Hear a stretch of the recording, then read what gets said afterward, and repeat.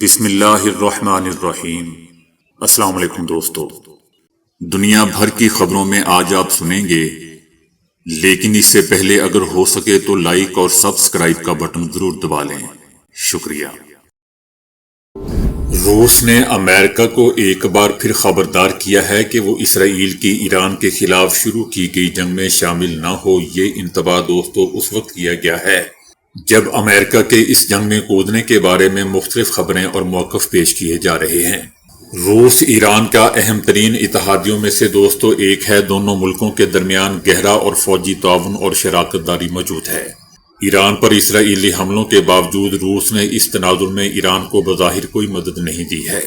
صدر پیوٹن خود کو ایک ایسے ثالث کے طور پر پیش کر رہے ہیں جو خود جنگ کا حصہ بنا ہو۔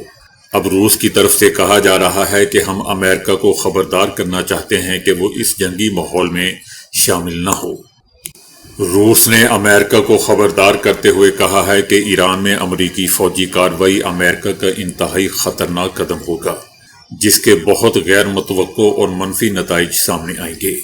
یاد رہے دوستو کہ اس سے پہلے صدر ٹرمپ اسرائیل ایران جنگ کے حوالے سے روسی ثالثی کی پیشکش کو قبول کرنے سے انکار کر چکے ہیں۔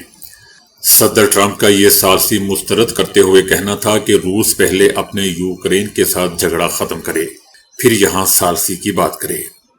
صدر ٹرمپ کے اس بیان کا روس نے جواب دیتے ہوئے کہا ہے کہ ٹرمپ کے روسی ثالثی کی تجویز مسترد کرنے سے کچھ نہیں ہوتا۔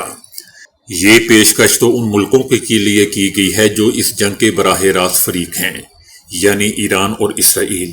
روس کا کہنا ہے کہ امریکہ کون ہوتا ہے یہ کہنے پر کہ ہمیں روس کی ثالثی قبول نہیں ہے۔ دوستو یاد رہے کہ روس کی طرف سے یہ انتباہ صدر پیوٹن نے اپنے چینی ہم منصب شی جن پنگ سے فون پر اس معاملے میں ہونے والے تبادلے خیال کے دوران کیا ہے۔ صدر پیوٹن کا کہنا ہے کہ ایران کے روس کے ساتھ فوجی معاہدات ہونے کے باوجود ایران نے اسرائیلی حملے کے بعد بھی روس سے کوئی فوجی مدد نہیں مانگی ہے۔ صدر پیوٹن کا کہنا تھا کہ ایرانی ہمارے دوست ہیں، اس بارے میں اگر وہ ہم سے مدد مانگتے ہیں تو یقیناً ہم ان کی مدد کریں گے۔ اگر امریکہ اسرائیل کی مدد کر سکتا ہے تو پھر ہم کیوں نہیں۔ عرب لیگ نے ایران پر اسرائیلی جارحیت کی شدید مذمت کرتے ہوئے کشیدگی میں کمی کی اپیل کر دی۔ عرب لیگ کے ہنگامی اجلاس کے بعد جاری کردہ حتمی بیان میں کہا گیا ہے کہ اسرائیلی حملہ اقوام متحدہ کے ایک رکن ملک کی خود مختاری کی کھلی خلاف ورزی اور علاقائی امن و سلامتی کے لیے خطرہ ہے۔ فرانسیسی صدر میکرون نے کہا ہے کہ ایران کو کبھی بھی جوہری ہتھیار حاصل نہیں کرنے چاہیے، اور یہ کہ ایران کی ذمہ داری ہے کہ وہ اپنے پرامن ارادوں کو مکمل یقینی دہانی کروائے۔ ان کا کہنا تھا کہ میرا یقین ہے کہ جنگ سے نکلنے اور بڑے خطرات سے بچنے کا ایک راستہ موجود ہے۔ ان کا کہنا تھا کہ مجھے ایرانی صدر کی کال موصول ہوئی ہے اور دونوں رہنماؤں نے ایران کے جوہری پروگرام پر یورپی طاقتوں اور ایران کے درمیان مذاکرات کو تیز کرنے پر اتفاق کیا ہے۔ ترکیہ کے صدر رجب طیب اردوان نے اسرائیل کے زہریلے پروپیگنڈے کو نظر انداز کرنے اور مذاکرات پر زور دینے کی اپیل کی ہے۔ ترک صدر نے مغربی رہنماؤں پر الزام عائد کیا ہے کہ وہ اسرائیل کو بلا مشروط حمایت فراہم کر رہے ہیں۔ اردوان کا کہنا تھا کہ ترکیہ مشرق وسطی میں سرحدوں کو خون سے دوبارہ کھینچنے کی اجازت نہیں دے گا۔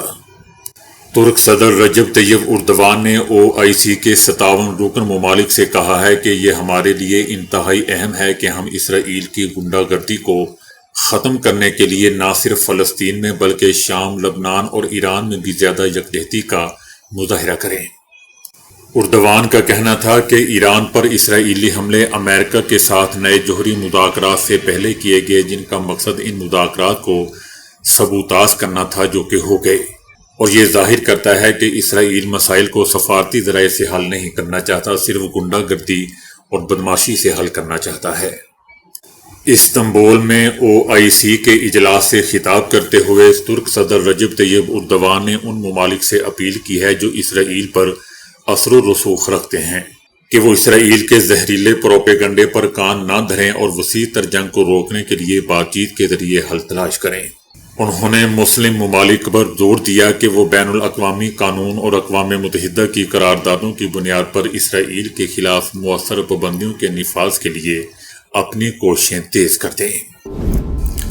روسی صدر پیوٹن نے کہا ہے کہ روس نے اسرائیل کو بارہا آگاہ کیا ہے کہ ایران کے جوہری ہتھیار حاصل کرنے کے ارادے کا کوئی ثبوت موجود نہیں ہے۔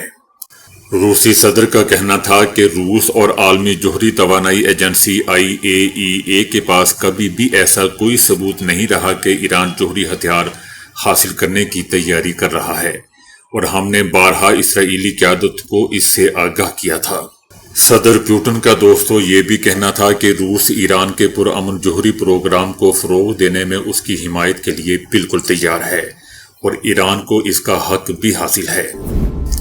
صدر ٹرمپ نے اس بات کا انکشاف کیا ہے کہ اسرائیل ایران کی جوہری صلاحیت کو مکمل طور پر تباہ کرنے کی طاقت ہی نہیں رکھتا۔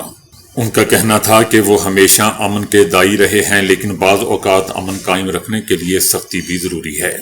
صدر ٹرمپ کا کہنا تھا کہ ایران کے خلاف امریکی زمینی افواج بھیجنے کا امکان آخری آپشن ہوگا۔ ان کے بقول یہ وہ آخری چیز ہے جو کوئی بھی چاہے گا۔ دوستو، میرے خیال سے ایران تو بہت زیادہ چاہے گا کہ امریکہ اپنی زمینی فوج بھیجے، پھر تو مقابلہ ہی یک طرفہ ہو جائے گا۔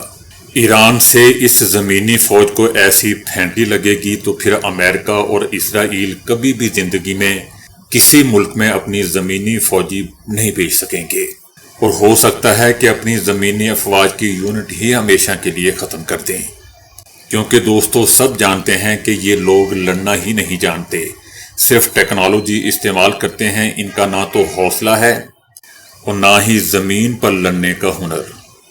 کچھ عرصہ پہلے آپ نے یقیناً دیکھا ہوگا کہ ان اتحادیوں کی صرف امریکہ نہیں، امریکہ، فرانس، جرمن، اٹلی وغیرہ، یہ سب نے مل کے UK بھی اس میں شامل تھا۔ طالبان پر جس طرح ان لوگوں نے حملہ کیا، انہوں نے توڑے دار بندوقوں سے ہی ان کو بھگا دیا۔ یہ کوئی ڈھکی چھپی بات نہیں ہے۔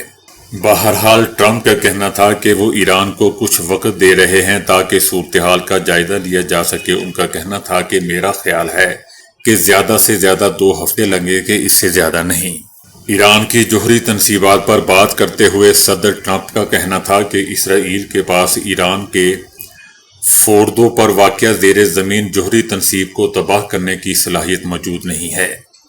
انہوں نے واضح کیا کہ اسرائیل کے پاس اس کام کے لیے بہت محدود صلاحیت ہے، وہ شاید کسی چھوٹے سے حصے کو ہی توڑ سکیں، لیکن وہ بہت گہرائی تک نہیں جا سکتے۔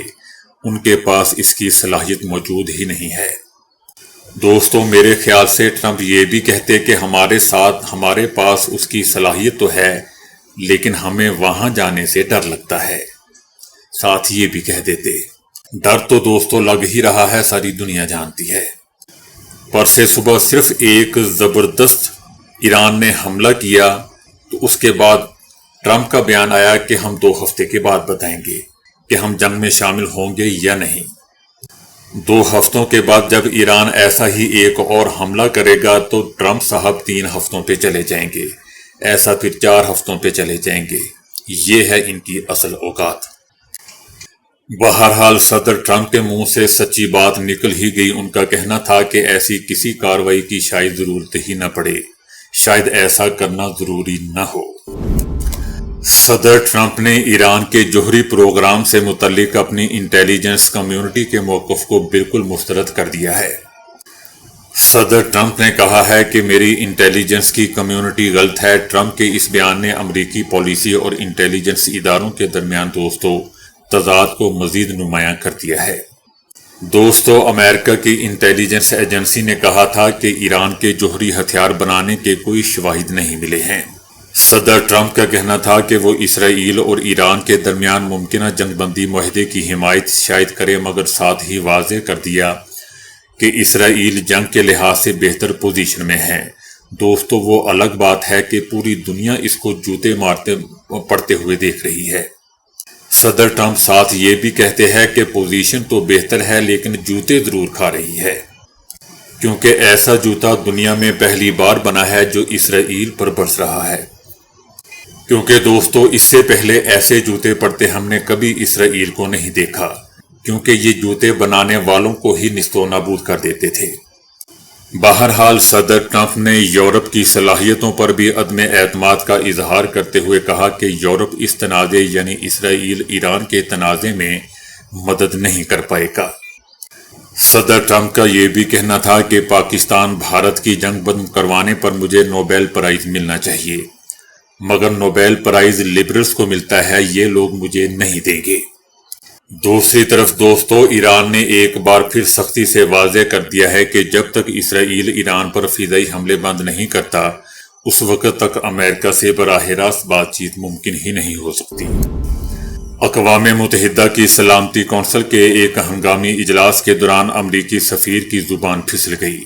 امریکی سفیر نے ایران کی جگہ غلطی سے اسرائیل کا نام لے لیا، بلکہ دوستو غلطی سے نہیں بلکہ اصلی میں نام لے لیا۔ سفیر کا کہنا تھا کہ ہم خطے میں ان عناصر کی مذمت کرتے ہیں جو دہشت گردی پھیلا رہے ہیں، خاص طور پر اسرائیل۔ چند لمحوں کی خاموشی کے بعد اپنی درستگی کرتے ہوئے اس نے کہا کہ میرا مطلب ہے ایران۔ اس کا کہنا تھا کہ اسرائیل خطے میں دہشت گردی پھیلانے والا ملک ہے، تاہم فوراً اس نے درستگی کرتے ہوئے واضح کیا کہ ان کا اشارہ ایران کی طرف تھا۔ بعد میں اس سفیر کا کہنا تھا کہ یہ محض ایک زبانی غلطی تھی۔ اس حوالے سے پالیسی بیان بالکل واضح ہے کہ ایران ہی خطے میں تخریب کاری اور کشیدگی کو ہوا دے رہا ہے، جبکہ اسرائیل ایک معصوم سا چھوٹا سا دودھ پیتا ہوا بچہ ہے۔ یہی دوستو شاید وہ کہنا چاہ رہی تھی۔ شرم آنی چاہیے ان کو۔ جیسا کہ دوستو ہم جانتے ہیں کہ اسرائیل اور ایران کے درمیان گزشتہ جمعے کو شروع ہونے والے تنازع کے بعد ایک دوسرے پر حملوں کا دائرہ بڑھتا ہی جا رہا ہے۔ اس دوران چائنا نے امریکی صدر ٹرمپ پر جنگ میں ایندھن ڈالنے کا الزام بھی لگایا تھا۔ بڑھتی ہوئی کشیدگی کے درمیان چائنا اور روس نے اپنے شہریوں کو فوری طور پر اسرائیل چھوڑنے کا مشورہ دیا ہے، کیونکہ دوستو یہ دونوں رہنما جانتے ہیں کہ اسرائیل کا کیا حشر ہونے والا ہے۔ یہ بھی دوستو یاد رہے کہ جب اسرائیل نے ایران پر فضائی حملے شروع کیے تھے تو چائنا نے اپنے پہلے رد عمل میں کہا تھا کہ اسرائیل نے ریڈ لائن کراس کر لی ہے، اب نتائج کا انتظار کرے۔ حملے کے ایک دن بعد 14 جون کو شنگھائی تعاون تنظیم یعنی SCO نے ایران پر اسرائیلی حملے کی مذمت کرتے ہوئے اپنا ایک بیان بھی جاری کیا، تاہم بھارت نے اس بیان سے خود کو الگ کر لیا۔ چین کے ایران کے ساتھ دوستو اقتصادی تعلقات ہیں اور وہ کسی بھی حالت میں ایران کو ٹوٹتا ہوا نہیں دیکھنا چاہے گا۔ منگل کو فائنینشیل ٹائمز کی ایک رپورٹ میں دعویٰ کیا گیا تھا کہ 2 چینی کارگو طیارے ایران میں پہنچے ہیں۔ ان دونوں کارگو طیاروں نے ایرانی فضائی حدود میں داخل ہوتے ہی اپنے ٹرانسپونڈرز بند کر دیے تھے تاکہ ایران پر عائد پابندیوں سے بچنے کے لیے شناخت ہونے سے بچ سکیں۔ چینی حکومت کی طرف سے بھی دوستو اس پر کوئی رد عمل سامنے نہیں آیا ہے اور نہ ہی کسی دوسرے ذریعے سے اس کی تصدیق ہوئی ہے۔ تاہم ماہرین کا کہنا ہے کہ چائنا برسوں سے ٹیکنیکی اور دیگر معاملات میں ایران کی مدد کر رہا ہے اور یہ کوئی نئی بات نہیں ہے۔ ایک عرصے سے ایران کو بیلسٹک میزائل کے پرزے یا ایندھن چائنا سے فراہم کیے جا رہے ہیں۔ در حقیقت چائنا نے بیلسٹک میزائل ٹیکنالوجی میں بھی مدد کی ہے، جبکہ پابندیوں میں نہ صرف جوہری میزائل بلکہ بیلسٹک میزائل بھی شامل ہیں۔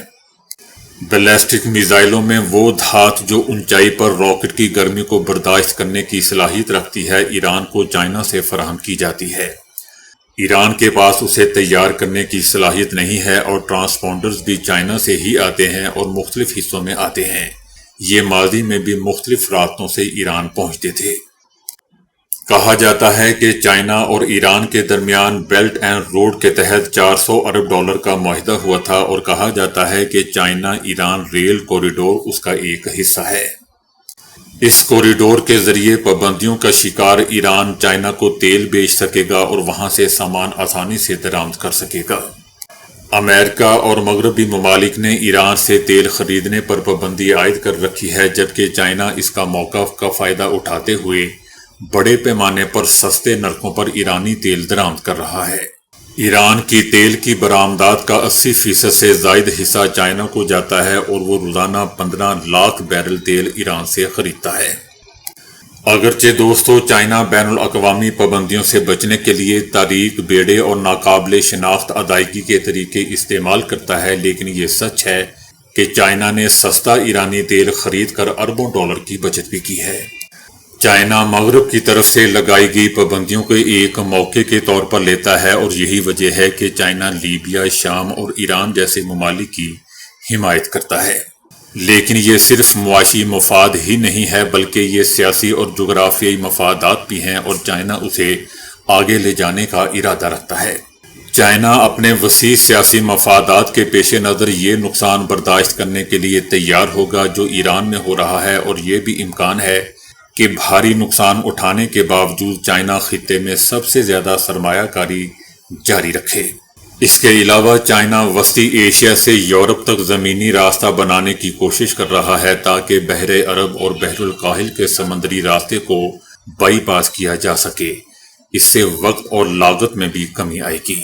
نیتن یاہو نے دوستو تازہ ترین حملوں کے بعد ایران میں حکومت کی تبدیلی کے جو خواب دیکھے ہیں، چائنا نہیں چاہے گا کہ ایرانی حکومت کسی بھی حالت میں گرے اور نیتن یاہو کا یہ خواب پورا ہو سکے۔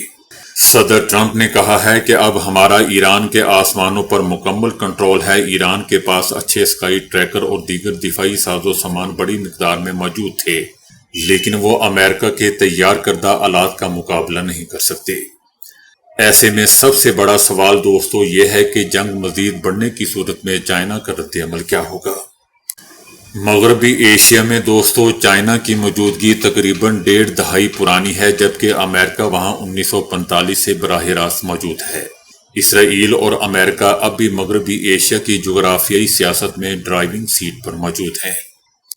چائنا روس کے ساتھ شاید اس خطے میں اب اچھی پوزیشن میں آ جائے، لیکن امریکہ کے پاس بھی خطے میں ایک طویل تجربہ ہے، ایک متاثر کن فوجی موجودگی ہے جس میں کئی امریکی فوجی اڈے بھی شامل ہیں، لیکن اقتصادی پہلو کے علاوہ چائنا کے ڈیزائن میں ایران اتنا اہم نہیں ہے۔ لیکن اگر امریکہ اس جنگ میں دوستو شامل ہوتا ہے تو یہ اڈے رہیں گے، نہ وہاں امریکہ رہے گا، حتیٰ کہ ہو سکتا ہے کہ وہاں اسرائیل بھی نہ بچے، ایسا تجزیہ کاروں کا کہنا ہے۔ اور ان کا یہ بھی کہنا ہے کہ جس طرح ایران نظر آ رہا ہے یا جس پوزیشن میں ایران نظر آ رہا ہے، آنے والے دن اسرائیل یا امریکہ کے لیے بہت ہی خطرناک نظر آ رہے ہیں۔ اور اگر امریکہ اس جنگ میں شامل ہو جاتا ہے تو یہ ویسے ہی ہوگا کہ آ بیل مجھے مار نہیں بلکہ آ بیل مجھے ٹوٹ مار۔ تجزیہ کاروں کا کہنا ہے کہ چائنا ایران کو طبی یا دیگر مدد فراہم کر سکتا ہے اور امکان ہے کہ وہ یہ سپلائی جاری رکھے گا۔ تو دوستو ابھی کے لیے اتنا ہی۔ ویڈیو کو لائک اور شیئر کرنے کا بہت بہت شکریہ۔